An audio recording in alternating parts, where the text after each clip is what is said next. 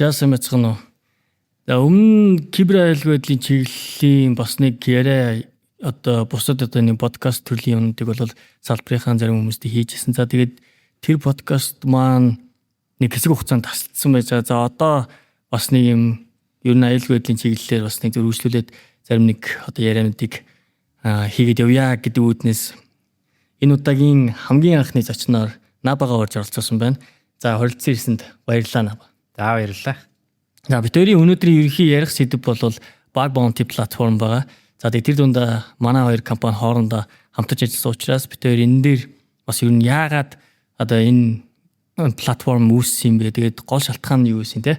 Тэгээ иймэрхүү зүйлүүдийг ярина. За тэрнээс өмнө болохоор нийт одоо сонсож байгаа, үзэж байгаа хүмүүстэй Набагийнхаа талаар танилцуулъя. За тэгээд манай Наба маань бол за бид хоёр ер нь бол овг адилхан болохоор орог нэг айлын хүүхдүүд юм шиг анзаардаг юм магадгүй. За тэгэхээр Наба болохоор Монгол их сургуулийг төгсөөд за тэгээд Монголдо ажиллаж агаад тэр чигээрээ Япон руу Солонгос руу яваад те Солонгосоос Америк яваад за тэгээд тэр дундаа бүр Google компанид ажиллаж агаад одоо стартап компани дээр ажиллаж байгаа. За стартап компани бол Сингапурт байрлалтай. Тэгээ Монголоос одоо ажилладаг буюу Монголоос багаа усгээд Сингапур руу одоо ер нь ажилладаг ийм одоо амжилттай яваа технологийн залуу байна. Өөрийнхөө талаар нэг товчхон ерөнхийдөө танилцуулбал. За сайн мэцхан. Тэгээ намайг Наранбаяр гэдэг Монгол Зүйн сургуулийг мэдээллийн технологийн мэргэжлэр төгссөн.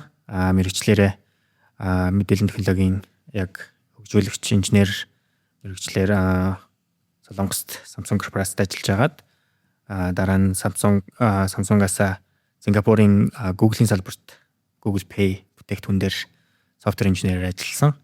Үүнийхээ дараа яг өөрийн стартапа босгоод хөрөнгө оруулалт татаад тэгээд одоо блокчейн спейс дээр өөрсдийн протоколыг хөгжүүлээ явж байна. Ерөнхий компани болохоор Сингапурт үүсгэн байгуулсан учраас Сингапурт төвтэй компани.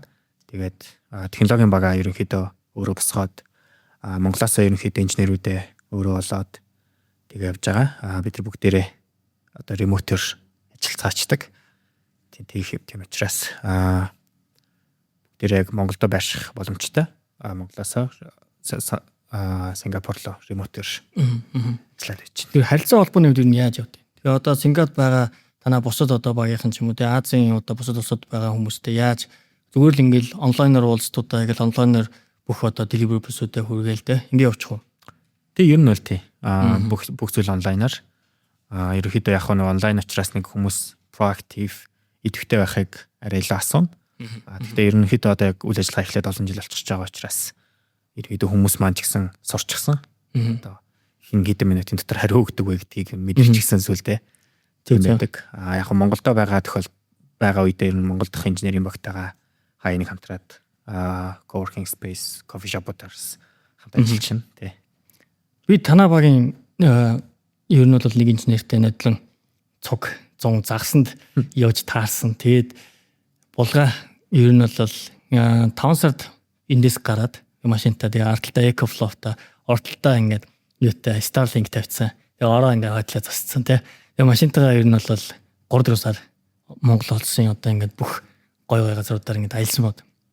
Тэр бол тэгээ булгаа дээр ингээд загсанд явж байгаад ажил их шаардлага шууд зогсоол чирээ гаргаж иш гадаа голын ирээд тавьж байгаа. Тэгэл Starlink-аас газ нэг цаг суучаал. Тэгэл юм уу цаашаа ингээд загслаа явах чинь тий. Би яг тэрийг харчаад за энэ бол яг яалч энэ бол дижитал номод гэдэг концепт бол яг утгаараа явж ийн гэж хаасан одоо. Тэгэхээр чи ч бас яг нодлон цуун тэр үеэр чинь бас булгаад явж таарсан тий. Ерөөдөө яг ремот байгаагийн хамгийн том давуу тал нь тэр гэх юм уу? Яг гэртээ байна уу, гадар байна уу ер нь хамаагүй. Ажлаад цагтаа таска гүйцэтгэж чадчих хэвээр. Хаанаас чадах нь бол өөрийн дор учраас. Монгол сайхан 100 аялал ажиллах бүрэн боломжтой. Энэ тэгэхээр одоо яг нөгөө манай салбарын бас нэг аюул том давуу тал нь юм уу да гэж хараад байгаа. Тэгээд яг аюулгүй байдлын хувьд болохоор жоохон өөр юм билэ. Тэгээ аюулгүй байдлын хувьд болохоор яг алсаас одоо аюулгүй байдал ч угаасаа байгууллагын яг хамгийн чухал нууц мэдээлэлтэй харьцдаг учраас ерөнхийдөө одоо security clearance ч юм уу те NDA гэдэг нэг бол тэндээ байх хэрэгтэй гэдэг юм шаарддаг. Бид тэрийг нөгөө яаж мэдсэн гэхээр анх нөгөө Европт яг юунууд Италийн үндэсний судалгааны төв дуусчаад индустрид ажиллах санаатай. Тэгээ Европтой юм уу эсвэл одоо Америк руу ажиллах санаатай тэгээд нэлээд явж байгаа. Тэнгүүд яг тиймэрхүү шаардлагууд нэлээд гардаг. Дараа нь тэгээ яг тэндээсээ тэгээд индастри биш тэгээд Оксфорд их сургуулийг явцсан одоо. Тэнгүүд одоо ч би чи ирээд нэг 4 жил болж байна. Тэгээ ирчээд Монголд ингээд аюулгүй байдлын чиглэлээр үйл ажиллагаа явуулж байгаа. Тэгээ манайх чи ерөөхдөө шаардлагатай тий цорхог нь олж өгдөг. За ийм байгууллага байж идэл бидэрт нэг дотаадсан юм хөгжүүлдэг байхгүй. Тэгээ бид нар яг баг баунти платформ гэж ерөөхдөө ингээд Монголд оруулал яад ингээд яриа гарч ирсэн. За тэгээд одоо энэ подкастыг одоо ер нь зохион байгуулж байгаа. Одоо ер нь бол маркетинг компани байгаа. Тэрний одоо захирал нь Барсуул гэдэг залуу. Барсаа бидэд бас тухайн үед ярьж хагаад тэгээд бас ажил хэрэг болж чадаагүй. Ер нь бол байж идэл. За манаба ирэнгүүтээ за манайх ингээ компаниараа бас ингээ хамтраад тэгээд хэдүүлээ ингээ хамтраад хийя гэдэг. Тэгээд одоо бол бид ингээ Монголд баг баунти платформыг нэвтрүүлчихэд амжилттай явж байна. Тэгээд анх ер нь энэ санаа ер нь яаж гарч ирсэн? За ер нь анх энэ санаа яаж гарч ирсэн бэ гэхээр яг өөрийн стартап ажиллаулаад үзэхээр ер нь л нөгөө яг ажиллаж байгаа хүний хувьд маш олон төрлийн малгай өмсөх шаардлагатай болдог. За захирлын малгай, ажилтны малгай, тэгээд цаашаа яг мэргэжил дотроо гэх юм уу гэдгийг хөгжүүлэгчийн малгай, архитектийн малгай, за тэгээд cyber security мэргэжилтний малгай хүртэл өмсөх шаардлагатай болж эхэлдэг. За энэ хүрээнд юу гэдгийг манайх яг нөгөө манай бүтээгдэхүүн өөрөө блокчейн дээр учраас бүх зүйл нээлттэй. Блокчейн дээр чинь хийсэн бүх гүйлгээ, бүх транзакшн харагдчихэдэг учраас нөгөө хүмүүс халдлага хийгдэг гэдэг юм уу үзэж харахад бүх юм нээлттэй учраас маш их оролдлогод орж ирдэг. Маш их хак их тийм туршилтууд хийгддэг. Тухайн одоо хакерууд нь хэрвээ white hat hacker байгаа тохиолдолд өөрсдөө манад хандаад ороод ирдэг. White black hat байгаа тохиолдолд бас blackmail хийх тохиолдол гардаг. Энэ асуудлуудыг ер нь яаж шийдэх ёстой юм бэ? Ерөнхий яг зөв шийдэл нь хаана байна гэд хайгаад утсан чинь за third party компани хайрыгээд байн бидрийг мануулж явах уу? Стартап гэдэг чинь нөгөө байнгын хөгжүүлэлт явуулж идэг. Бүтээгдэхүүн маань өдөр болгон солигдож идэг, хөгжүүлэгдэж идэг. Тэгэхээр байнга энэ дээр нөгөө шалгалтууд шинээр хийлгээд авах ямар ч боломж байдаггүй. Тэгээ нэг мэргэжилтэн аваад ажиллуулчих гэхээр одоо манад хизээ халдлага орж ирэх вэ гэд манаа сууж авах хүнтэй болчих гээд байдаг. За тэрний чинь нөгөө burn rate гэсдэг. За эндээс ер нь бол явж байгаад ер нь баг баунтийн л хамгийн зүгээр юм байна гэсэн шийдэл төрсэн. Тэгээд яг олон улсын баг баунти платформ дээр манайх онборд хийгээд аль энэ дээр Immunify гэдэг блокчейн суурьтай протоколууд хөвчлэн байдаг. Платформ байдаг. Тэрэн дээр онборд хийснээр ер нь маш олон толгойн өвчин гэх юм уу салжлаа юм л да. Жишээлбэл хий нэгэн blackmail хийгээд ороод ирлээ гэхэд манайх алидийн одоо Immunify дээр баг баунти платформтой энэ дээр та олсон одоо өөрийнхөө олсон юм очиад репорт хийчих. Бид нар ингээд third party дундын тоглогчтой учраас хэрвээ энэ баг чинь valid байх юм бол үнэн байх юм бол бид нар амлсан мөнгө өгөхөд бэлэн гээд дундын ийм гуравдагч брокертэй олчиж байгаа. Энэ асуудал шийдэгдэнгүүт одоо бүх төрлийн white hat байсан ч гэсэн одоо манай дээр манай хэрэглэгчнэр энэ төр ч гэсэн ингээд контрактын дээр ийм асуудал байх шиг байна гэдээ ороод ирдэг. Тэр хүмүүс биднээс мөнгө нэхээгүй байж болно. Гэтэл ерөнхийдөө асуудал байна гэдэг.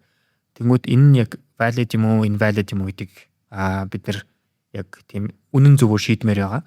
Тэгвэл нөгөө гуравдагч дундын брокертэй болчихсон учраас нөгөө талд очиад энэ дээр репорт хийчихээ бид нарт тэгээ шалгачихъя гэдэг болчихж байгаа.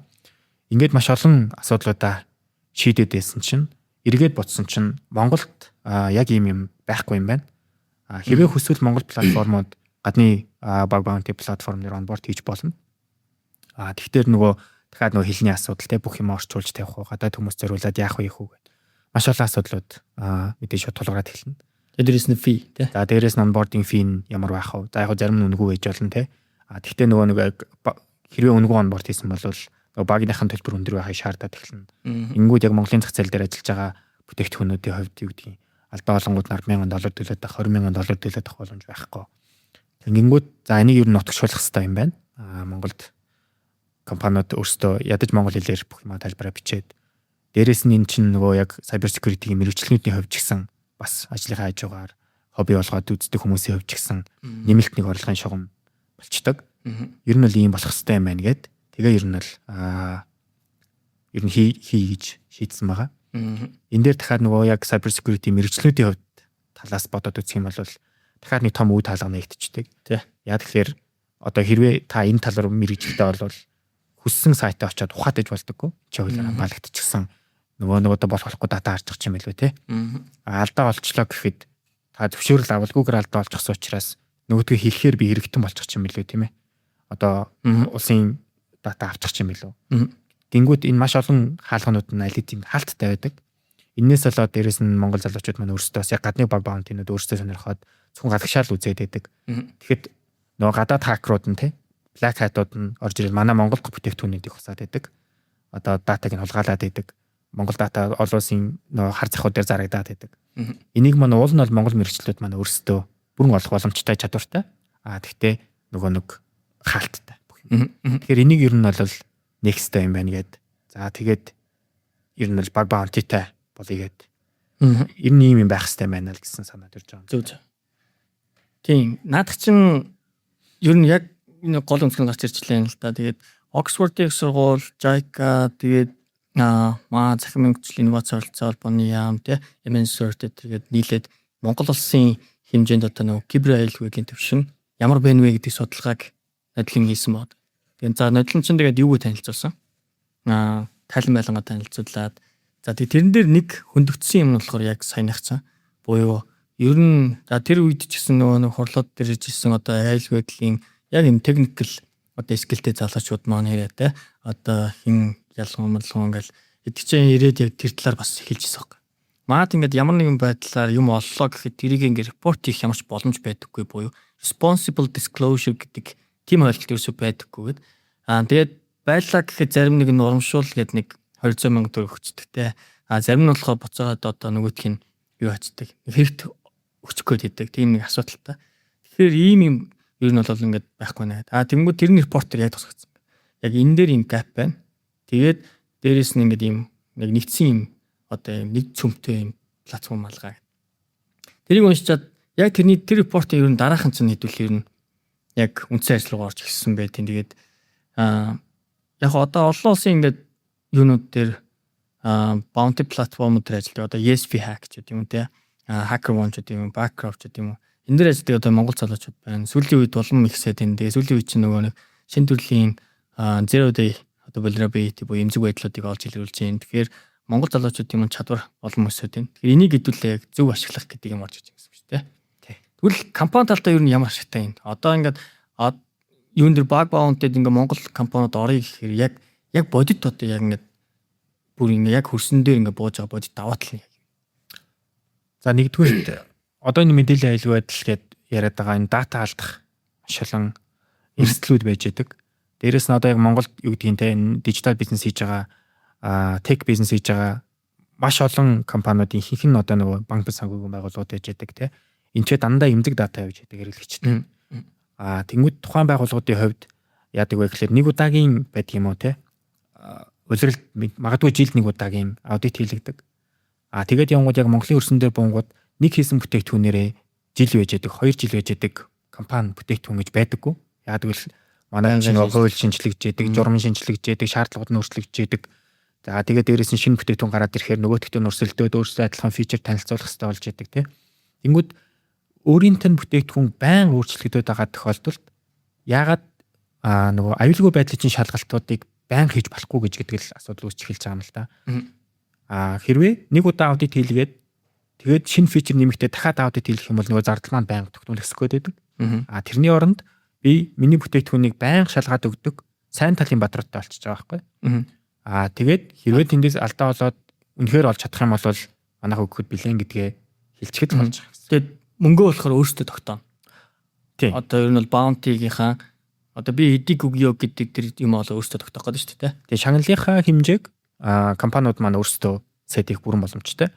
Хэрвээ та үнэхээр чухал дататай хүнд ч харуулж болохгүй юм та эсвэл одоо юу гэнтэй танай админ чинь маш их юм хардаг байхад админы чи ирэхэр хүн ороод харж чаддаг болчих юм бол та тэр асуудлыг ер нь өөрөө хитэн төгрөгөөр үнэлж байна вэ гэдэг бүрэн тогтоох боломжтой. Мэдээж яг зах зээл дээр буугаад ирэхээр зарим компаниуд маань илүү мөнгө өгөх боломжгүй байж болно шүү дээ. Тэр тохиолдолд өөрсдийнхөө боломжоор яг бага үнэлээд мэдээж тэрийг өөрсдөө урдаа гаргаад хэлчихнэ ил тодор. Тэгээд тэрэн дээр манай нөгөө нэг яг аюулгүй байдлын шинжээчнэр маань одоо юу гэдгийг те үнэхээр биднийхээс баг олчих юм бол би ийм шагналах юм байна гэдэг өөрчлөлөө мэдж байгаа учраас тэдэнд тэр хүмүүст илүү таалагдах хэмжээний баунти амлаж чадаад тэр хүмүүс нь танд том алдааг чинь олоод өгөх юм бол энэ бүх зүйл маань өөрсдөө нөгөө зөв голдролоор явчихж байгаа. Хин нэг blackmail хийхгүй те нөгөөх маань яасан юмснээ хэлж болдоггүй гэдэг шинжээчдийн маань асуудал шийдэгдээ компани талд маань ч гэсэн яг нөгөө итгэж болох шугамар ийм алдаа болоод илрүүлчлээ гэдгээ нөгөө хүлээгээд авчдаг. Тэгээ засах хэрэгтэй юмнуудаа засаа явчихдаг. Ийм асуудлууд маань компани талдаа бүх юмнууд нь шийдэгдчихэж байгаа. Санхүүгийнхаа асуудлыг өөрсдөө компани маань тодорхойлчих учраас хэдэн төгрөгийн баг баунти өгөх вэ гэдгээ шийдчихэж байгаа учраас энэ ч гэсэн санхүүд дээр одоо жишээ нь ингэнэ гэсэн юм шүү дээ. Одоо зах зээл дээр одоо жишээ нь пентест хийх юм бол нэг дундаж үнэн. За тэр нь гэхдээ ер нь бол компани болгоноос хамаарат хэр скиллтэй тэр ур чадвартай багтаа гэдгээс хамаарат нэг бол нөгөө компани ассет нь одоо яг ямар төрлийн ассет вэ гэдгээс хамаарат янз бүр байх шиг байна л да. Гэтэ ороод ингээ пентест юм ингээд одоо нэвтрэлтийн шалгалт хийгээ шалгаад ингээд алдаа болохгүйсэн ч гэсэн нөгөө компани гэрээний дагуу зардлыг өгс тоо тий. Тэнгүүд баг баунти бол зөвхөн алдаа олох юм бол тэрэнд чинь яг өгнөө гэдэг юм явж шүү дээ. Тэгээд яг нөгөө valid алдаа болсон тохиолдолд нөгөө танаас зардал гарч байгаа учраас таны алдааг олж өгснөөхөө төлбөрийг л авч байгаа гэсэн. Эсвэргээрээ нөгөө нэг аудит гэдэг байгаа нөгөө тал нь болохоор ерөнхий систем чинь шалгадаг баг олсон ч олоогүй ч та шалгуулсныхаа төлбөрийг төлж л байдаг гэсэн үг тий. Тэгээд дээрэс нь нөгөө эсрэг талаас яг нөгөө судлаач талаас харах юм бол та алдаа олж байж шагнал авах учраас одоо илүү мотивашн өгж штэ хөртөн. Зөв. Тэгээ одоо ер нь ингээд судлаач талаас хараад үзэх юм бол платформ дээр ер нь яаж идэвхжүүлдэг. Одоо судлаач нарыг идэвхжүүлэх чинь бас хамгийн чухал зүйл байгаа шүү дээ.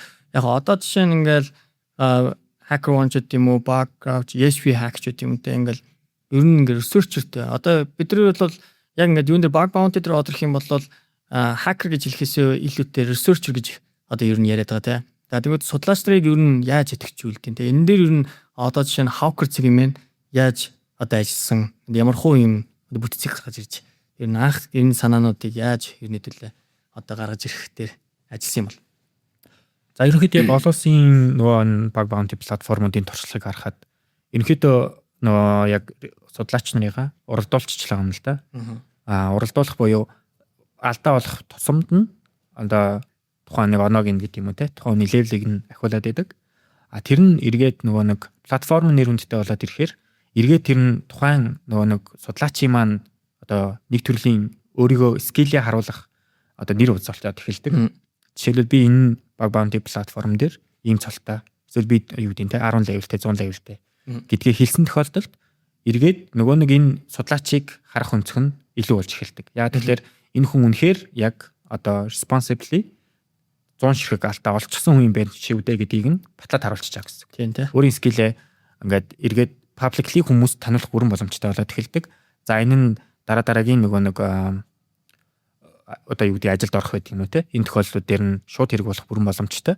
Тэгээд дээрээс нь reputation буюу нэр хүнд гэдэг юм яригдчих штэ. Өөрийн нэр хүнд нь байнгын өсөж идэг. Дээрээс нь бас бусад платформуудын жишээгээр бас Hockerman дээр байгаа нэг фичер гэх юм бол өндөр цолтой хүмүүс зориулсан тусгай хөтөлбөрүүд бас буюу зарим програмууд зөвхөн өндөр цолтой хүмүүсээр шалгуулах хүсэлтүүд бас орж ирдэг. Юу гэдгийг нууцлал өндөр дататай ажиллаж байгаа тохиолдолд зөвхөн ализийн шалгагдсан өөрийгөө баталчихсан ийм хүмүүсээр л одоо манай бүтээгдэхүүн шалгуулмаар байна гэдэг шаардлага орж ирдэг. Тэрэн дээр аль хэдийн өөрийгөө батлаад харуулчихсан хүмүүс маань зөвхөн орох боломжтойгоор манайх шийдээд өгчихсэн байгаа. Тэгэхээр тэрэн дээр бас одоо өөрсдийнх нь илүү олон хаалга нэгдээд эхэлж байна гэсэн үг байхгүй судлаач нар талдаа. Ингэж л ерөнхийдөө идэвхжүүлээд байгаа. Мэдээж бас нэг хамгийн чухал идэвхжүүлэх тал нь гэх юм бол нөгөө компаниуд орж ирж байгаа. Тэр хүмүүс ямар ч хэмжээний одоо шагнал өгнө гэж амлаж чадж байгаа гэдэг нь бас чухал. Зөв. Тэгэхээр бас нэг талдаа аваад үзэх юм бол ер нь цолоо өсгөх тусам дээрээс нь орох боломжууд нь одоо програмуудын боломжууд нь илүү нээлттэй болж ирэх. Жишээ нь бол private гэдэг юм уу те эсвэл онд чухал мэдээлэлтэй байгууллагаар ирэх юм бол hacker цалтай байж орно гэдэг ч юм уу те. Ийм болж эхэлж байгаа гэсэн үг шүү дээ те. Яг одоо cyber security gamification буюу одоо тоглоомын аргаар кибер аюулгуудыг сурах гэдэг ийм концепт ер нь бол явдсан. Тэгэхээр кибер аюулгүй байдал гэдэг одоо энэ ойлголтыг аль болох тийм хөгжилтэй байдлаар, фан байдлаар сурна. Тэрний нэг жишээ нь болохоор CTF буюу Capture the Flag. Олон улстай ингээд зөндөө тэмцээн үүдэг. Монголоос ч гэсэн одоо манай залуучууд CTF-ийн тэмцээнд гадагшаад өгч байгаа тэмцээнд явж байна. Одоо энэ 5 сард Австралид болох дэлхийн аваргын тэмцээнд Азийн багт одоо Infosoft Шанхай болд. За тэгээд Infosoft одоо технологийн сургуулийн оюутан Олег буюу Золбоо 2 хүүхэд багтцсан байна. Тийм Золбоо 2 бол өнгөрдөг жил Японд бас нэлээд явсан байна. Тэгэхээр эдрийг одоо эдгээр залуучдыг харахаар те одоо ингэ ер нь Монголд бол харуулсан гэж үү юм те тэрний одоо хошоо аваргууд тэргээл те. Ингүүд бас ингээ хоорондоо ингээ уралдах бас юм сонирхол байгаа даа. Тэгэхээр тэрийг бас ингээ шигтгэж өгснөөр давхар бас шагналтай те. Тэгэхээр ер нь бол баг баунти бол маш давуу талуудыг бас гаргаж ирээд тань те. Гэхдээ нэг зүйл байгаа.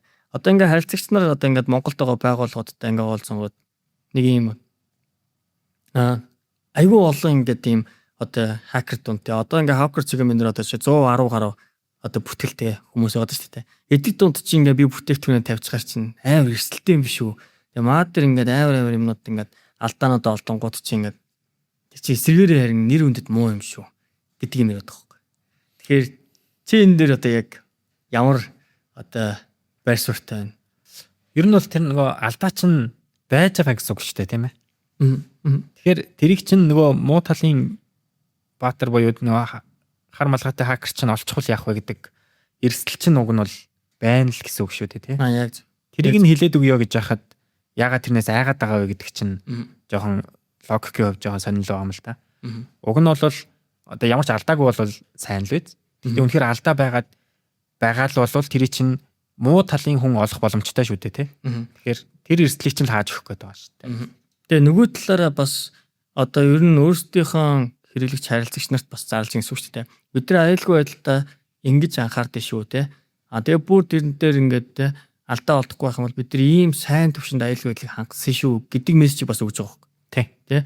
Одоо жишээ нь мэдүүлээ ингээд OpenAI, ChatGPT те Google гэл. Одоо Google гэхэд жишээ нь 3.3 сая долларын одоо bounty төлсөн гэж байгаа хөөх. Тэ нэг жилийн хугацаанд те.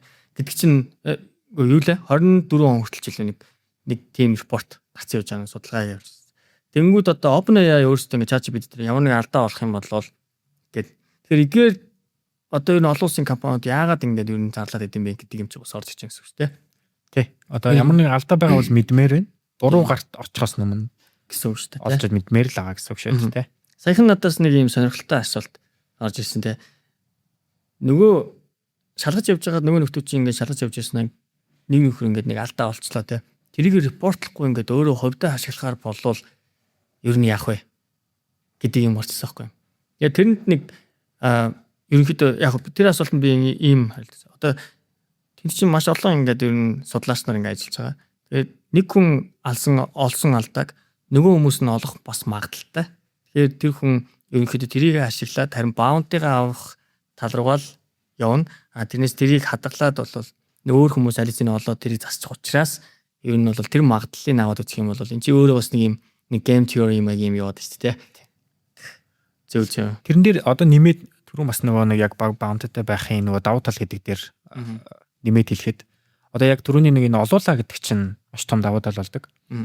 Нөгөө нэг тухайн ямар нэгэн бүтээгдэхүүнээ аудит хийлгээд идэм эсвэл нэг компаниар хариуцуулаад өөрсдийн одоо аюулгүй байдлаа хангуулах одоо шийдэлтэйгээр явж байлаа гэж тооцъё те. Эсвэл тухайн байгууллага аюулгүй байдлын мэрэгжилтэн ажилд аваад эсвэл мэрэгжлийн баг ажилд аваад ингээ байнгын ингээ урагшлаад явж ялаа гэхэд тухайн багийн чинь нөгөө нэг зарцуулах цаг хүн хүч хязгаарлаг юм л байхгүй. Юу гэдэг 5 хүнтэй 10 хүнтэй багтааж байсан болно шүү дээ тий. 10 хүнтэй баг өөрсдийнхөө юмнаас алдаа болохгүй сууж исэн чинь хажуу талд нь баг bounty платформ дээр тавиад 100 ширхэг судлаач нар зэрэг үзчихэж байгаа байхгүй. Тухайн платформыг чинь. Тэгвэл 10 хүний олох алдаа 100 хүний алах алдаа хоёр чинь шал том зөрүүтэй гарч ирж шүү дээ. Тэгэхээр таны алдааг одоо 100 өөр нүдээр хараад өгнө гэдэг чинь л маш том давуу тал болдог. Ямар ч аюулгүй байдлын судлаач хүн ажилуулад олохгүй алдаа байж магадгүй байхгүй. Хүн чинь хязгаарлам юм чинь тий. Тэгэхээр 100 өөр нүдээр харчаад л өмнө таараагүй хараагүй юмнуудыг чинь өөр өнцгөөс харах. Тэрийг олох магадлал илүү өндөрсөөл эхэлж байгаа л. Зөв. Начаста бас гоё үзэг гарч ирж байна. За тэгээд одоогийн байдлаар бол ингээ Монгол улсад одоо ингээ баг баунти гэдэг зүйл ингээд орж ирснээр одоо Numerous Hub, InfoSec Plus-ийн нэг зүгээр ингээд энийг ингээд нотгшуулахтаа гол нь биш те. Гол юм нь болохоор энэ бидний бас нэг зориод байгаа юм нь болохоор аюулгүй байдлын соёл гэдэг зүйлийг за тэрийг одоо ер нь баг bounty соёл те. Аюулгүй байдлыг одоо ингээд responsible байдлаар ингээд авч явах нөгөө талаасаа тэрийг ингээд буцаад disclosure хийх те. Энийг ингээд соёлыг ингээд Монгол суулгая, нутгшуулъя гэдэг зүйл дээр бид нэр ажиллаад явсан. Тэгээд мэдээж тодорхой хэмжээний зардал гарна. Тэр болгон бол бид тэрэн дээр нөх амар тэгж гол зорилго нь өөр байсан болохоор энийг ингээд нутгшуулсан байна одоо. Тэгээд энэ байгууллагууд одоо ингээд ягаад ингээд pricing хэсэг одоо ингээд нууц байгаа юм бэ те. Одоо энэ яг ойлгомжгүй байна ингээд onboarding зардал гэж авд юм. Янз. Зарим платформуд onboarding зардал гэж авч байгаа. Onboarding зардал авсан тохиолдолд нөгөө нэг баг bounty-ны үнийг арай багаар тодорхойлох те. Bounty-ныхаа үнийг багасгах байдаг юм уу? Арай илүү support үзүүлэх. Одоо тийч чинь ер нь бол яг бодит кейсүүд дээр ярихад нөгөө нэг dispute үүсэх буюу маргаан гарах тохиолдлууд гардаг. Яг нөгөө тухайн компани дээр компанийн зүгээс үгүй ийм алдаа байхгүй гэдэг. Эсвэл энэ тийм том алдаа биш гэдэг. Судлаачийн зүгээс наадах чи ийм том алдаа ийм эрсдэлтэй гэдэг. Энийг таслахад ямар шүү хэмжээний оролцоотой байх вэ гэдгээс хамаарат платформуд маань янз янз үнэлгээтэй байдаг байгаа. Энэ дээр бас одоо нөгөө Монголд энэ соёл маань арай үсээгүй. Дээрэс нь нөгөө нэг судлаач болоод компани хоёрын хооронд нэрэлдүүлээд иж болдоггүй те маргуулад иж болдоггүй. Тэгэхээр энэ дээр мэдээж нөгөө нэг дундын тоглогч буюу энэ үргийг хин нэгэн гүйцэтгэх шаардлага болж гарч ирж байгаа. Тэгэхээр энэ үргийг InfoSec гүйцэтгэж байгаа. InfoSec нь өөрөө нөгөө яг юу гэдэг те зах зээл дээр яг Монгол зах зээл дээр аль хэдийн танигдсан тоглогч компани талдаа болон судлаач нар талдаа аль талынхаа юу гэдэг итгэлийг арай илүү дааж байгаа учраас InfoSec байгаа. Дээрээс нэмэлт ийм үйлчлэгнүүд одоо энэ dispute таслах гэдэг юм уу те баг validation хийх үйлчлэгнүүд нэмэлтээр орж байгаа учраас яг хакер эмэний хувьд onboarding зардалтай байгаа даа. Тэгээ тэр нь бол өндөр биш те. Тэр нь бол өндөр биш. Ерөнхий яг соёл суугаад одоо яг судлаач нар маань олшроод компаниуд маань олшроод ингээд ирсэн тохиолдолд бол энэ соёл маань аль хэдийн суудсан тохиолдолд заавал onboarding зардал гэж гаргаад ийм байгаад угийн шаардлага бол байхгүй. Гэхдээ мэдээж нөгөө компани талаасаа одоо юу гэдэг те ямар нэг алдаа гарлаа гэхэд тухайн алдааг тийм байна гэж хэлж чадах мэргэжлийн хөнгөө болвол тэгж зардаа төлөөд энэ үйлчлэгийг авахд бэлэн. Аль хэдийн мэргэжлийн багтаа тохиолдолд бол цаашлаад энэ зардал байгаад байх. Заавал шаардлага бол байхгүй. Сайн ярьлаа шүү дээ. Ерөнхийдөө одоо ингээд dispute туслах ч юм уу те. Гэтэ одоо ингээд байгууллага талаасаа ингээд одоо би өөрийнхөө системийн ч юм уу те аппликейшн ингээд зарласан байжсэн чинь ирж байгаа репорт нь ингээд хүн ойлгомжгүй ч юм уу те. Эсвэл ингээд айгүй чанаргүй ч юм. Гэтэ тэр нь ингээд valid ч юм шиг алдаа байгаад байдаг. Тэгвэл энэ одоо scoring систем дээр бодогдож байгаа юм. Тэг нөгөө нэг яг судлаач нарыг жагсааж байгаа scoring систем гэдэг тэгж байгаа. Тэрэн дээр нөгөө нэг энэ репортын чанарын асуудал маш томор нөлөөлдөг байгаа. Мэдээж туршлагатай одоо аль улсын баг bounty платформ дээр оролцдог хүмүүсээс ирж байгаа репортууд чанарын өндөр түвшинд ирж байгаа. Тэрнээс гадна одоо энэ чинь сонирхоод үзэж байгаа яг энэ чиглэл рүү дөнгөж суралцж байгаа оюутнууд хүртэл явуулж байгаа. Энэ хүмүүсийн нөгөө репортын чанар гэх юм уу те энэ арай бага байгаа. Тэгэхээр энийг нь яг ижил төрлийн алдаа болсон байсан ч илүү чанартайнууд нь илүү оноо авах гэдэг юм уу те. Тэр чинь нөгөө эргээд нөгөө хүний reputation учраас өндөр чанартай репорт явуулж иж өндөр оноо авдаг болно. Энэ нь эргээд дахиад community одоо бас нэг төрлийн одоо хөрөнгө оруулалт шүү дээ тийм ээ. Одоо бүгдээрээ сайн репорт явуулаад байдаг болно гэсэн үг шүү дээ. Сайн муугийн болохоор байгууллага өөрсдөө фидбек араас нь оноо өгч байгаа тийм. Фидбек өгж байгаа. Байгууллага өгж байгаа. Энэ дээр шаардлагатай гэх юм бол InfoSec-ийн талаас бас оролцоод чанарын үнэлгээ бас өгөх боломжтой байж байгаа. Тэгээ дээрэс нь репортод ер нь одоо тайланд юу орох вэ гэдгийг бас заагаад өгсөн тийм. Ийм одоо бас нэг юм байгаад байна л да. Байгууллагууд одоо наадсан байгаа хакерууд тийм ер нь бол хин гэдэг юм мэддэггүй юм шүү тийм. Наадалтайгаа грэмэр хийсэн юм уу гэдэг юм одоо шүү дээ. Олон улсад гэж грэмэр хийд юм уу? Уг нь залбгүй. Одоо Монголд одоо тэгвэл хакер зэгмэн дээр яаж явж байгаа? Бид нар нууцлын гэрээ гэх юм уу одоо яг дижитал тийм тохиролцоо хийж байгаа. Одоо нөгөө нэг энэ тийм Microsoft-ийн ч юм уу те бүтээгдэхүүнүүд дээр та бүртгүүлээд юм хийх гэдэг нь нэг бага юмнууд уншиж ийсэн зөвшөөрлөө гэдэг дардагч те. Төстэй. Гэхдээ тэр нь мэдээж нөгөө нэг яг судлаач нар болон компани хамгаалах зорилготойгоор тийм дундын төвшөлтслийг бид нэр хийлгэж байгаа. Нөгөө нэг компаниудаас орж ирж байгаа хэрвээ үнэхээр ноцлын зэрэглэл өндөртэй бүтээгдэхүүнтэй байдаг юм уу те. Нөгөө asset нь илүү үнэтэй тохиолдолд компаниуд маань шаардлага тавиад зөвхөн KYC хийсэн буюу нөө одоо Монголд бол хурдангаар баталгаа хажуулсан хүмүүс судлаач нар харах үзэх боломжтойгоор шийдэх бүрэн боломжтой байгаа. Тэгэхээр судлаач нар маань ороод өөрсдийнхөө аккаунт дээр хурдангаар өөрийгөө баталгаа хажуулсан тохиолдолд эргээд хинбэ гэдэг нь мэдчихэдэг. Дараа нь нөгөө нэг ноцлын зөвшөөрөл өгсөн хүн маань хинбэ гэдэг яг Hockery-ийн талаас бид нэр хин гэдгийг мэдж байгаа гэсэн. Зөв. Тэгэхээр ер нь бол ингээд баг оллоод тэр нь ингээд репорт хийлээ. Зэн дээр буцаагаад одоо ингээд өөрийнхөө баунтыг авлаа гэж бодох юм бол заавал KYC хийгдсэн байх юм шүү дээ. Тий.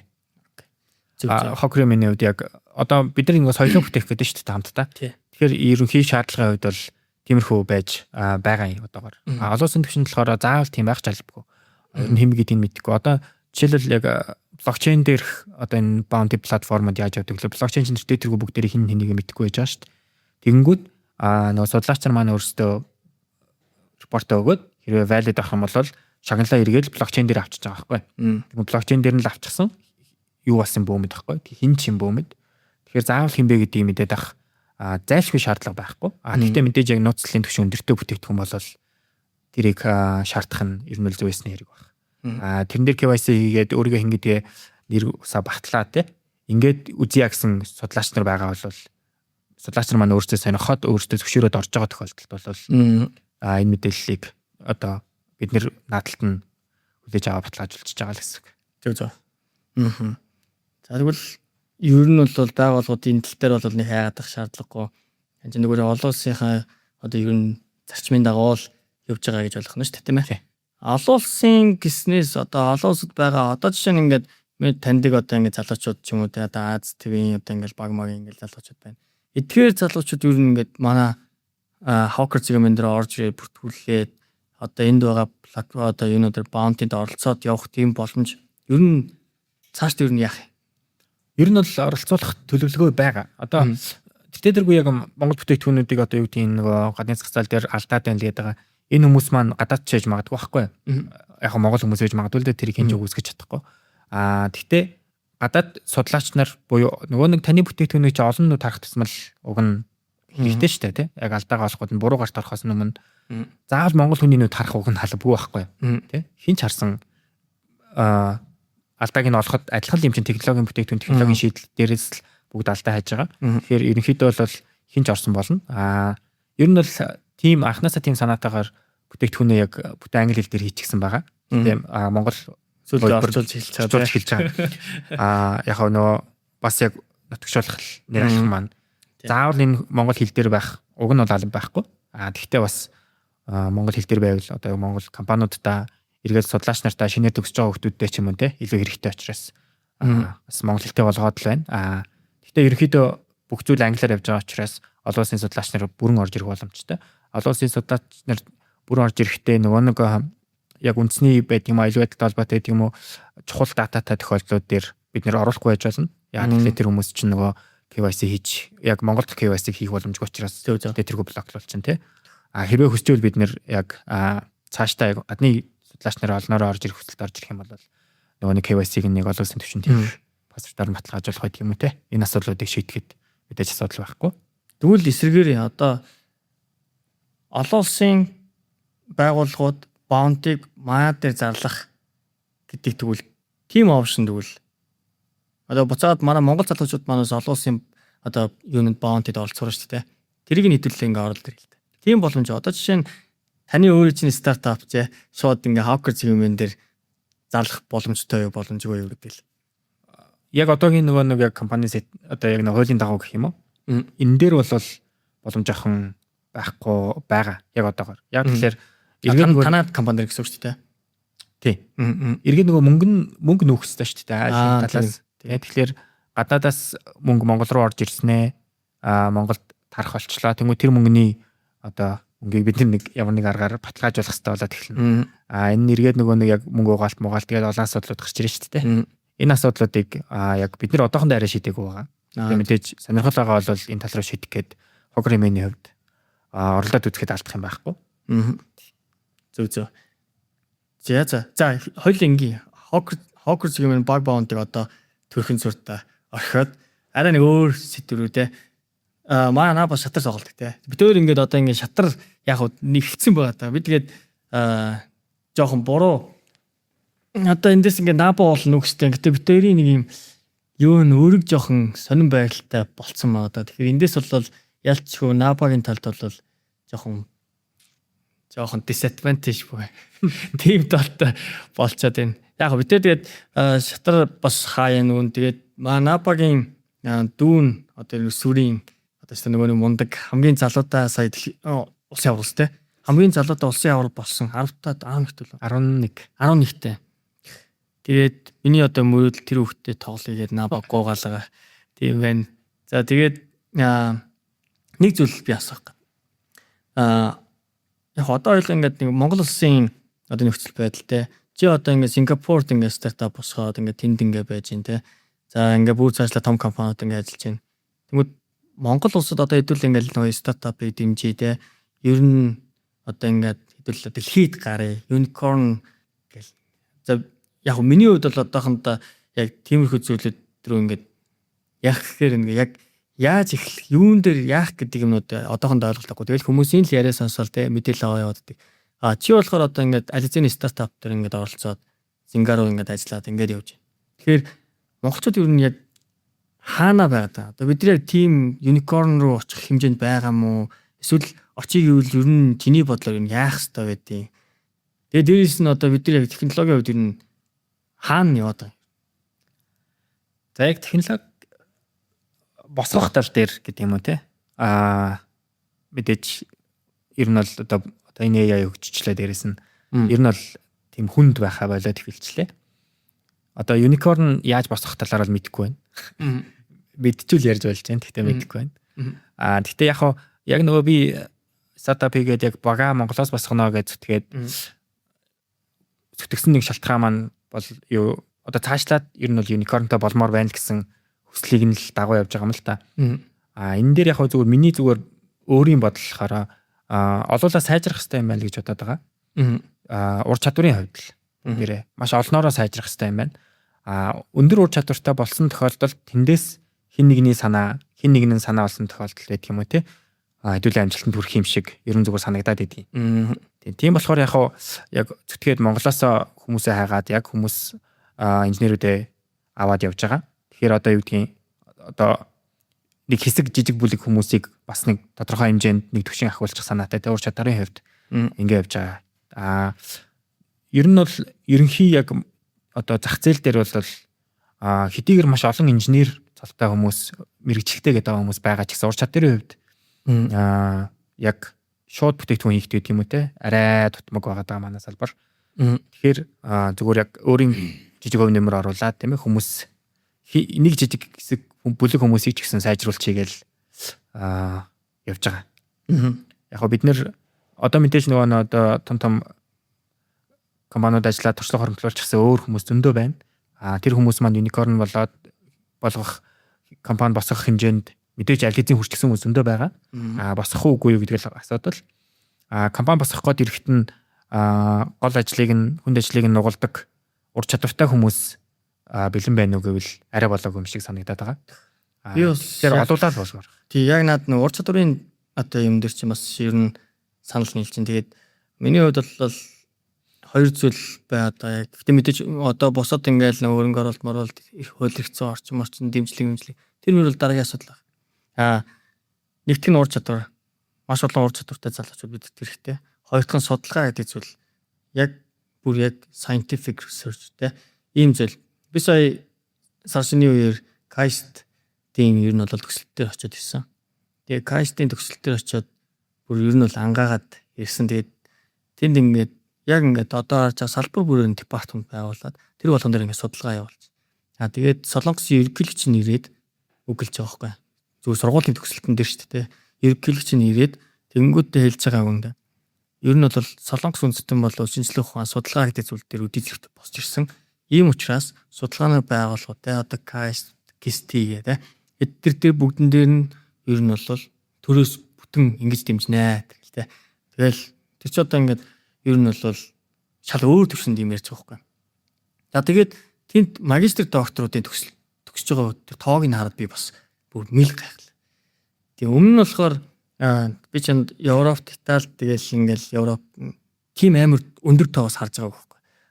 Дараа нь Оксфорд очиод яг ингээ магистр доктор явуулсан. Гэтэ доктор цөөхөн судалгаа. Сая би Солонгост очиод яг тэр жил болгон нэг л удаа төгсөлт хийд юм л. Тэгэл яг тэр ингээд төгсөлт кастинг төгсөлт дээр ингээд магистр доктор явуулдаг. Бүгдийг хараад. Хөөхч ямар аавар. Тэнгүүд тэд нар нөгөө судалгаа гэдэг зүйлийг тийм өндөр түвшинд авч үзэж байна л та. Тэгэл тэнд яаж одоо ингээд одоо яг шинжлэх ухаан яаж хөгжиж байгаа гэдэг зүйлийг хараад бас жоохон хатаахсан гэх юм уу. Тэгэхээр эндээс ч угаасаа иймэрхүү одоо газраас ч угаасаа шинжлэх ухаан янз бүрийн одоо технологи те нэг бол стартап гэх юм угаасаа ойлгомжтой юм байна даа гэж бодоод ирсэн байна. Нэг сонирхолтой нэг зүйл л даа. Тэгээд одоо ингээд технологийн салбар чинь ингээд ажиллаад явахаар ингээд аюулгүй байдалтай холбоотой кейсүүд ер нь 4-5 жилийн өмнө те. За нэг бол 10 жилийн өмнөх. Тэгээ өнөөдөр чамд ер нь ялгаа харагдаж байна. Ямар хэр ялгаа харагдаж байна. За яг манай салбар за энэ ковид ер нь их юм өөрчлөлөө. Одоо нөгөө энэ зайнаас ажиллах соёлд ерөнхийдөө манай салбарыг тэр чигээр нь одоо хүчээр гэх юм уу? Сургачлаа шүү дээ. Тэрнээс өмнө яг одоо нөгөө Silicon Valley-ийн хэдэн компанид Google жишээлбэл зайнаас ажиллахад зөвшөөрдөг байсан. Миний хувьд жишээл одоо би гэрээс ажиллах бүрэн боломжтой байсан ч гэсэн ер нь их тэгж ажилдаггүй байсан байгаа байхгүй. Өмнө нь. Тэнгүүт ковид гараад хүчээр гэрээс ажиллах болоод ингээд тэрнгүүд энийг дагсан энэ аюулгүй байдалтай холбоотой маш олон эрсдлүүд ер нь л үүсэж байна. Яг тэгэхээр зайнаас ажиллаж байгаа учраас зайнаас ажиллах ажлын байр байна гэсэн одоо бүр хамгийн сүүлийн үед яваад байгаа одоо scam юм одоо тий аюулгүй байдалтай холбоотой юмнууд юу вэ гэхээр одоо софтвер инженерээр ажилд ормоор байгаа хүмүүст ажлын ярилцлага аавна гэдэг. Тэгээ ажлын ярилцлага нь одоо орчин үед нэг бодлого бодуулахаа байлаад ер нь хөвчлэн гэдэг тий нэг репо дээр жижиг хөгжүүлэлтийн хэсэг хийлгээд тэгээд нөгөө текст акшн таарж гинэ марж гинэ гэдэг асуулт асуух гэх юм уу тийм халахвчтайгаар тэгээд нэг GitHub репо дээр ийм хөгжүүлэлт хийнэ гэсэн ерөнхийдөө таскийг ажлын ярилцлага нэг шат болгож өгдөг болсон. Тэгэнгүүт тухайн таск дээр нь дотор нь нөгөө malicious код хийгээд эсвэл зүгээр malicious кодын дотроос чинь кодыг нь хараад бараг ялгахын аргагүй. Зүгээр нөгөө нэг dependency суулгадаг нэг third party зүгээр нэг код татаад авчдаг minimize хийсэн JavaScript л байдаг ч юм уу тий. Тэгэл эргээд нөгөө нэг repo дээр кодоо ажилдаг кодыг нь execute хийгээд үцхэд л таны одоо файл систем дотор чинь гүйж хайгаад нөгөө нэг .ini файлыг чинь байд юм уу тий. .password файлыг чинь хайгаад эхэлдэг хүртэл тийм коднууд маш байдаг болчихсон байна. Тийм scam-ууд маш болцсон байна. Одоо бүр календар ивентүүд хүртэл тийм байна. Нэг хүнтэй одоо календар ивент book хийнэ гэдэг дарангууд календар ивент чинь өөрөө нөгөө нэг юуны MacBook-ын ч юм уу те нөгөө календарын app нь өөрөө файл attach хийх боломжтой байдаг. Ивентийн нөгөө нэг ивентээ үүсгэх үедээ. Тэнгүүд файл attach хийх гэж оролдохдоо нөгөө файл attach хийж байгаа команд нь өөрөө .ini файл хайгаад эхэлж байгаа байхгүй.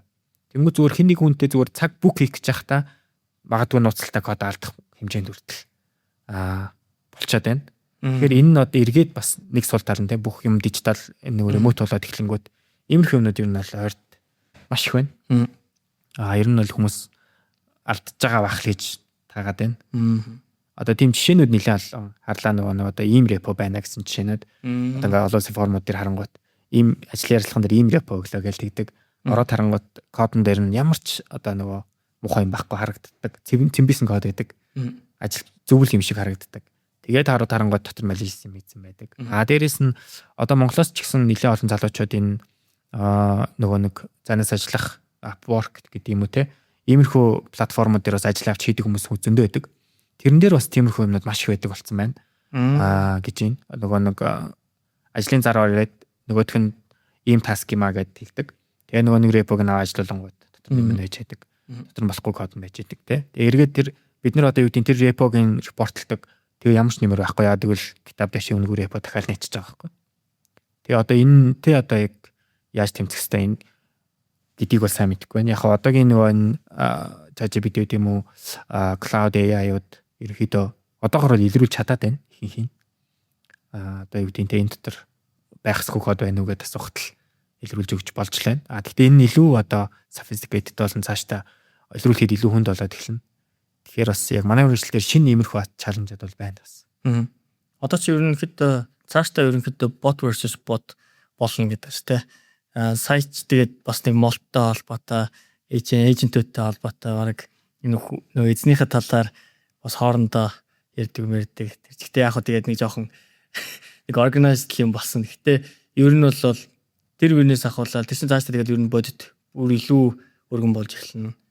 Тэгээд Химлои ухаан гэдэг зүйл орж ирснээр аюул байдал шал өөр төвшөнд бас гараад ирлээ л дээ. Аль талаас. Тий. Нөгөө талаасаач, муу талаасаач, сайн талаасаач. Тэгээ бид нар одоо жишээ нь ингэж хэлээ юм. Нодлын яг өдид кибер аюул байдлын дэлхийн аваргын тэр 27 нас хүртэл дэлхийн аваргын дөрмийг бид нар баталсан байхгүй. Баталчаад нодлын 11 сард Токиод тэмцээн болохоос өмнө 9 сараас эхлээд бид нар баг өдөр болгон баг хуралж байгаа орой болгон. Тэгээл Европ, Америк гэдэг чинь яасан гэхээр MCP тэр холбоотой тэнгуүтэй локал төлөвүүд дээр ингээд бүр ингээд Химлои ухаант ингээд холбоотой API токен дээр ингээд шийддэг болсон. Тэнгуү тэд чинь мөнгөтэй. Тэнгуү тэрний зардлын дах нь хамаагүй. Тэгээ шууд оруулаад явуулдаг болсон. Ийм автоматжуулаад ингээд девелоп хийцэн. Тэнгуүд нөгөө ядуу одоо нэг Африк те одоо манай Азууд дээр гээл те хэдэг чинь болохоор нөгөө тэрэн дээр чинь одоо үгүй гэдээ эхэлж байгаа байхгүй. За тэгээд ер нь бол энэ common ground буюу дундын юм дээр буух гэж бүрстээ айгуу уц. Тэгэхээр ерөөсөө нэг 6 сарын дотор тийм том хэмжээний өөрчлөлтийг авчиж чадчихлаа юм л да. За тэгээд энэ жилийнх дээр одоо бас л бөө юм болж байна. Одоо яг яах вэ? Яг алийг нь зөвшөөрөх юм. За дижсэн чинь сая нөгөө нэг cloud чинь бүр дараа төвшөнд кодон дээр ороод ирсэн. Одоо бүр нөгөө одоо cloud-а болох уу яах вэ гэдэг ингээл нөгөө нэг бүр толгойн өвчин та. Нэг бол зөвхөн AI ашигладаггүй гэдэг чинь хоёр салган байдаг. Нэг нь бол AI ашигладаг дураараа тий. Нөгөөх нь болохоор яг уламжлалтаараа явъя гэж бас яриад. Тэгэхээр ер нь бол ийм төвшөнд эртэл нөөцлсөн байна. Гэтэ чиний хувьд ер нь Химлои ухааныг ямар төвшөнд ашиглаж байна? За ер нь бол яг инженерчил талаас бол маш их ашиглаж байна. Одоо нөгөө код бичих цагийг тэдэв хэмжээний гэлээ. Яг тэрэн дээр бол код бичүүлээд л байна. Гэхдээ яг үндсэн нөгөө нэг цаанаа юу явж байгаа жинхэнэ лог нь юу вэ гэдгийг ойлгож байгаа тохиолдолд ер нь бол бичүүлж явах хэрэгтэй байгаад байна яг одоогийн төвшин. Энэ сайжрах багтаа яа энэ өөрөө. Тэрнээс гадна одоо бас яг өдөр тутмын амьдралдаас гэсэн ер нь бол одоо ингээ байнга хэрэглээл болчлаа л да хүн. Одоо юм баг хайхаа байчлаа шүү дээ. Одоо хуучин чинь бид нар ямар нэгэн асуудлыг шийдэхдээ нөгөө нэг за хүмүүс ер нь ямар түлхүүр үгээр бичиж энэ асуудлыг ярилцсан болоо гэд ер нь бол хайдаг байсан. Stack Overflow дээрээс ч юм уу тий. За ер нь яг энэ асуудлыг ийм түлхүүр үгээр хийсэн бахаа гэдэг ч юм. Эсвэл түлхүүр үгөө сольж үзэл ингэж хайвал олдож гэнэ илэрсэн гарч гэнэ үгээд хайдаг. Ийм байснаа шууд болоод зүгээр өөрийн үгээр л тайлбарлаад алдаага хайдаг болчиход байна. Энэ цаанаа нөгөө AI нь ойлгоод байгаа учраас ч тий. Тэгэхээр бас цаг маш их хэмнэж байна. Уг нь бол эргээд дахиад энэ AI хэрэглэн дээр компаниуд нөгөө AI тавиал нэг чат тавиад юу гэдэг нэг туслах AI туслах тавьцгаагаад байна. Энэ дээр дахиад нөгөө нэг мэдээлэл аюул байдалтай холбоотой бас эрсдлүүд үүсээд л байгаа юм шиг санагдаад байгаа. Одоо нөгөө ерөөдөө хамгийн энгийн жишээ нь Shadow AI гэх тийм шүү дээ. Тий. Байгууллагууд өөрсдийн мэдээллийг одоо мэдхгүйгээр алдчихад байдаг тий. Тийм асуудал гарч байгаа. Саяхан одоо зүгээр нэг форум дээр уншихад л саяхан нэг англид нэг компани нөгөө нэг AI bot тавиад AI bot-той хүн ярилцж байгаа нөгөө нэг захиалга хийдэг. Одоо онлайнаар бараа бүтээгдэхүүн тэр дэлгүүрийн захиалгыг хийчихдэг болгоцсон. Тэгээд тавьсан байсан чинь нөгөө AI-тай хэдэн талаас нь олон өнцгөөс ярьсаар байгаад 80% хүртэл хөнгөлт авсан байна гэж байгаа байхгүй. Тэгээд 80% хөнгөлт авангуул хэдэн мянган долларын захиалга хийчихдэг. Тэнгүүт нөгөө нэг захиалгыг AI нөгөө ярилцаа тохирчсон юм чинь гүйцэтгэждэг. MCP-гээр. Тэгээд одоо нөгөө дэлгүүр тал дээр эргээд эрсдэл үүсэж эхэлж байгаа. Би бол нь хизээч 80% өгнө гэж яриаггүй штэ. Гэсэн чи AI-ын урдаас нь тэр шийдвэрийг гаргацсан байдаг. Тэнгүүд ий чи эргээд дахиад аюул байдлын асуудал болоод эхэлж байгаа гэсэн үг байхгүй. Тэр AI-г хүн хөлөгдөж байдаг юм уу те найрч чадаад байна шүү дээ. Зөв промпт бичих чадах юм бол. Тийм сая 2 жилийн өмнөчлөөдөө нэг гэсэн OpenAI-тай одоо dispute үүсгэл яваад байгаа нэг кейс байгаад шүү дээ. Европт нөгөө хүүхд ер нь бол одоо AI-тай ярилцсаар байгаад тэгээд ерөнхийдөө амиа орлоод дууссан. Тэгээд ерөнхийдөө тэр history эдрийг харангууд ингээд AI-ын ингээд ерөнхийдөө тэр зүг рүү хөтлөсөн гэдэг байгаа байхгүй. Тэгэнгүүт тэрэн дээр одоо ер нь бол dispute хоёр ч тийм кейс гарсан байна одоо. Тэгэхээр бас нэг талаараа бас жоохон юу гэдэг. За яг хэдүүлэнгийнхэн хоёулынгийнх нь өнөөдрийн сэдв бол яг ерөнхий bug bounty платформ дээр тэр талаараа бас дажгүй ойлголтууд өгсөн байх гэж бодож байна. Тэгээд манай Наба ер нь ингээд 10 жилээс ахуулаад их сургууль байхаас ахуулаад мэдээлэл зөвлөлт за тэгээд улсын одоо програмчлалын бодод нэлээд оролцоод явсан. За тэгээд одоо ингээд химэл оюухан гараад ирэнгүүт нэг юм одоо манай амтны дүү байл л да. Баг чи бид код зурч яах юм. Яах юм гэдэг байхгүй. Тэгээд би болохоор чи сураа те. Яг цаана юу болж байгаа гэдэг концепт эхлээд ойлгох. Тэрний дараа химэл оюухан гэдэг зүйлийг чи туслах байдлаар ашиглах. Тэгэхээр чи юу н одоо ингээд сурж байгаа нэг бол одоо ингээд сонирхож байгаа залуучуудад яг ийм програмчлал талаас яг өөх чиний яг алтан зөвлөл. Ер нь бол яг эцээст одоо энэ олимпиад гэдэг юм уу те. Энэ зүйлүүд чинь хүнийг нөгөө яг амьдрал дээр гараад шууд энийг ашиглаад ажиллаж амьдрнаа гэсэн үг биш шүү дээ те. Энэ эцээст ер нь бол өөрөө өөрийгөө л сайжруулж байгаа хэлбэр байхгүй уг нь миний бодлоор бол. Тэгэхээр би ямар нэгэн асуудлыг өөрөө шийдлийг нь олж чаддаг болж сурж байгаа л болохоос биш. Тэр шийдлийг нэгэнт чадж байгаа юм чи ингээд хайж байгаа бол хизээч чи өөрөө тэр шийдлийг олж чаддаг болохгүй байхгүй. Тэгэхээр ер нь яг асуудлаа өөрөө шийдэж сурах хэрэгтэй л гэж бодоод байгаа. Яг сурж байгаа сурагч нар тийм оюутнууд байт юм уу те. Асуудлыг өөрөө шийдэж сурах хэрэгтэй. Үнэхээр шийдэж чадахгүй бол гоё ашиглаад шийдлээ асуучих. Тэр шийдлээ би өөрөө дараа нь яг ижилхэн төрлийн асуудал гараад ирэхэд би шийдэж чадах уу гэдэг л асуулт өөртөө тавих үлдэж байгаа байхгүй.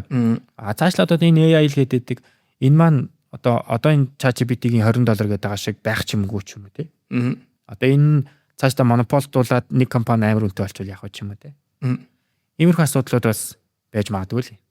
Тэгэхээр эцээц ер нь бол өөрийгөө сайжруулж байгаа шүү дээ. Тэгэхээр үнэхээр өөрөө сайжирмааргүй өөрөө код бичих сурмааргүй байгаа бол юу гэдэг код бичих нөгөө нэг даалгаврыг чинь AI бүгдийг нь хийж чадна гэж бодоод байгаа бол чи өөрөө юу хийх гээд байгаа гэдэг чинь амар асуудалтай байхгүй.